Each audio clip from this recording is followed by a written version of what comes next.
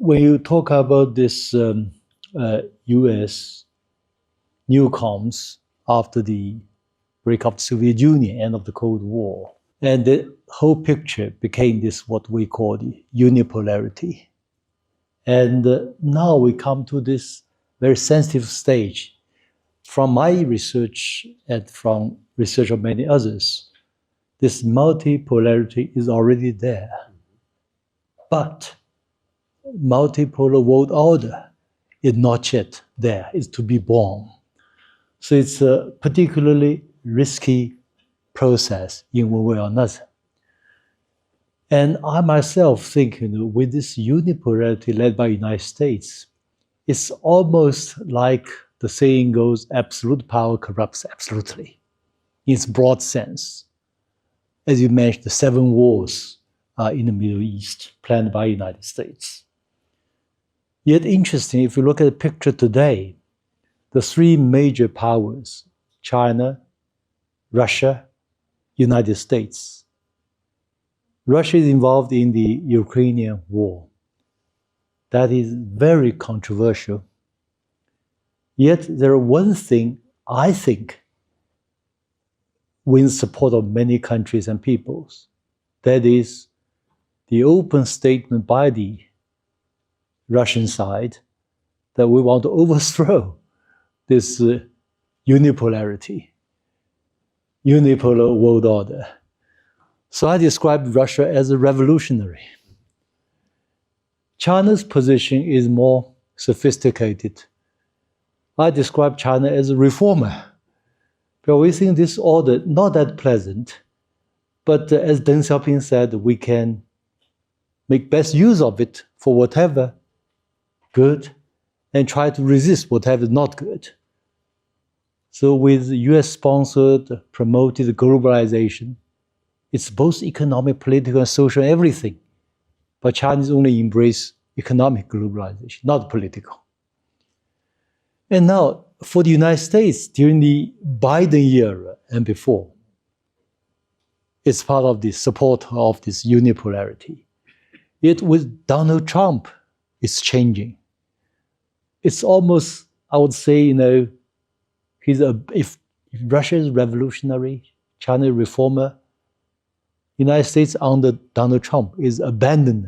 He's abandoned this old order. He thinks the United States has been hollowed out by this neoliberalism and the color revolutions.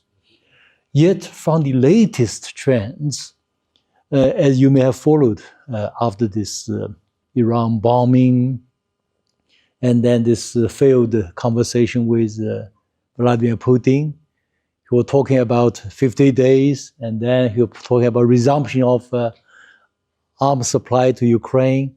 So people are saying and discussing, I also want to hear your view. It is just a tactical maneuver, or it's more important change, moving back towards the military complex, military-industrial complex. Or in other words, whether there is any hope for the United States to be somehow freed, or at least with more distance from this military-industrial complex. First, I use the language, I say that there is a multipolar world, but not a multilateral world. So my own rhetoric is that multilateralism means an international order, a rule of law, the UN Charter, and so forth. And we have a multipolar world because power is clearly in many places, and China, Russia, US, and India, by my count, are 4 great powers.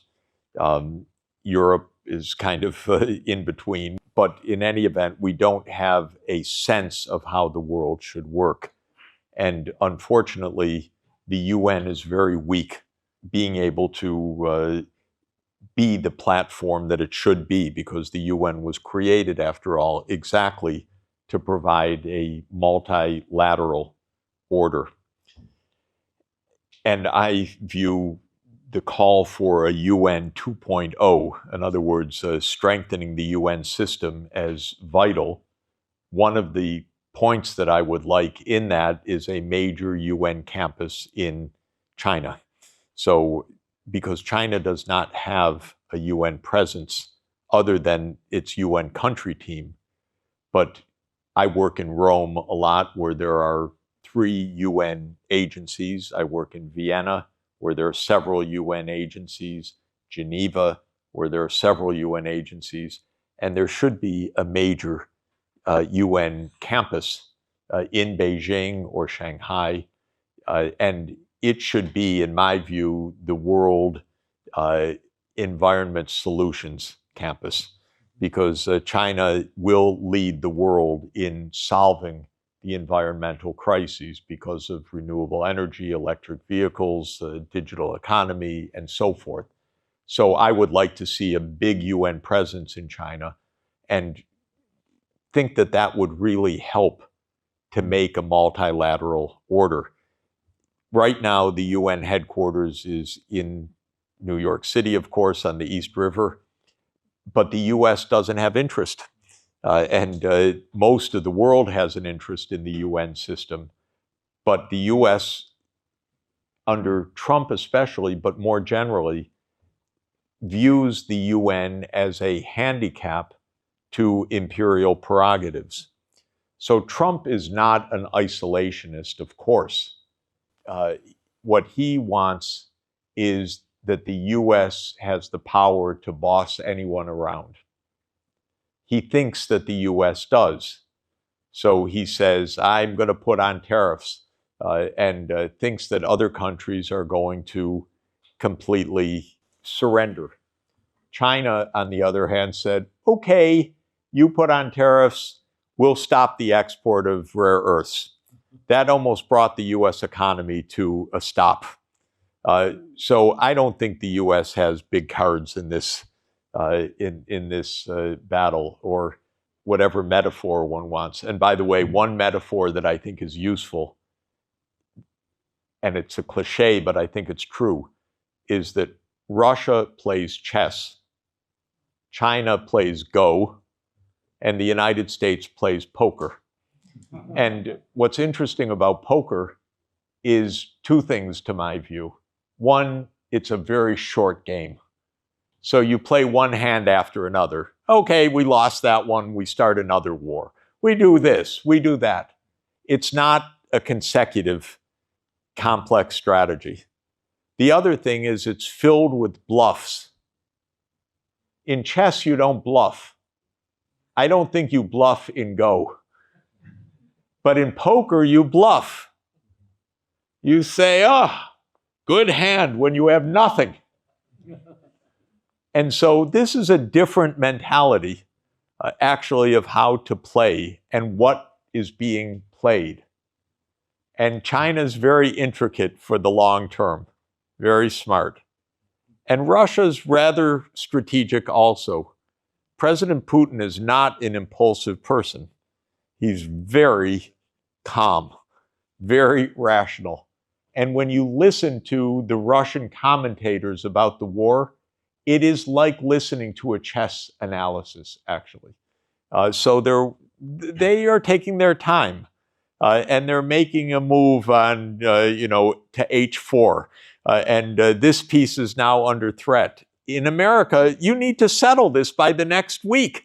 You can't have a game that goes on more than one news cycle. So this is part of the challenge. But in any event, we don't have either ordered multipolarity or multilateralism. We have multipolarity without the order and without the sense. And the question is, how are we going to get to it?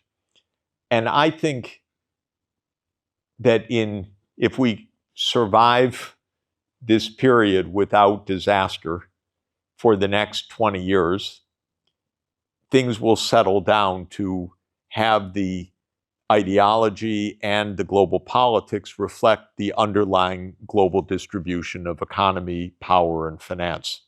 Right now, we're at a disjunction. The power has shifted, but the ideology has not shifted. And the power of the United States in these formalized structures is still greater than its real power. For example, the dollar is still the instrument for sanctions. But 10 years from now, the settlements will be in renminbi, not in dollars, and the US won't be able to enforce its sanctions regime. So, to my mind, it's a matter of time, but big danger during this period of transition. If we can get by this period, things will be okay, because you can't maintain delusion on a sustained basis for generations. You have to come to a sense of reality sometime soon. So what should we do to come to a sense of reality? Of course, China should continue to promote a sense of reality, and I think it does so quite well. But in the world media, it doesn't get heard very much because it's an English language dominated media. So this is one issue. Second, we need to bring young people all over the world together to make a more realistic world than the older generation has. So I think that this is a second major feature. The third is, my view is that China should work with what we call the global majority, which is everything except the US, Europe, and Britain. And that is about 85% of the world. That's good. And China's about 18% of that, so it would be about 67% of the world for China to work with. And most of the world wants good cooperation with China. And the United States has done China a big favor recently. It said, we're not interested in climate change. We're not interested in electric vehicles. We're not interested in renewable energy. And I would say for China, this is great news. Okay, we're going to make big business all over the world. And this will be our source of growth for the next 25 years. We'll be dealing with all the rest of the world. The US, you go ahead with your tariffs and your this and your that and whatever you want.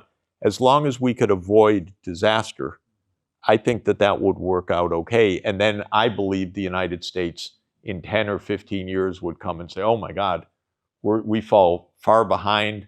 We better get our act together. We better get organized, and we better be more pleasant to the rest of the world.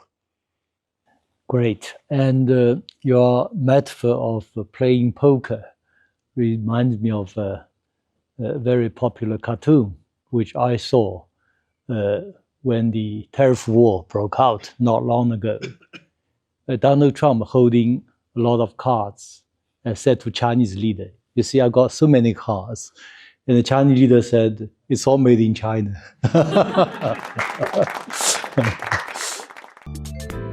偷偷告诉大家，我最近发现了新法宝 Royal Face 逆时奇迹系列，它有活肤露、全效精华，还有精华霜。尤其我皮肤比较偏干，所以我非常的注重保湿。保湿做得好，肌肤自然烹润。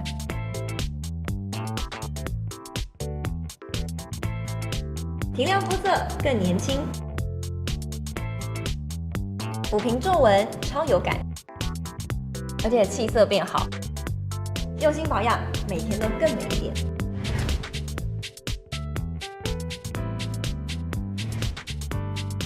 美吧。